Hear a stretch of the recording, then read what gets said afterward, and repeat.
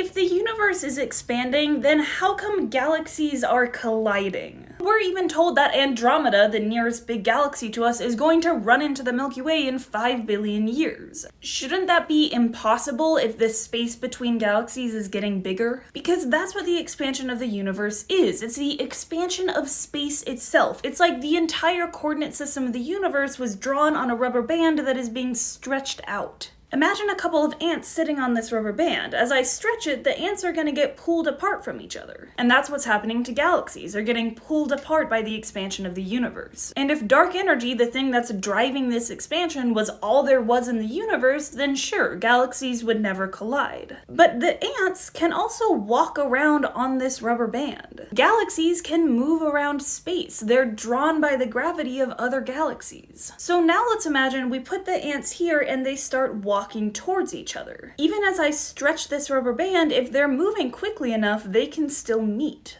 If the ants start off closer together or moving more quickly, it will be easier for them to avoid getting pulled apart. Both the Milky Way and Andromeda are huge, on the order of 10 to the 42 kilograms each. That's this many kilograms.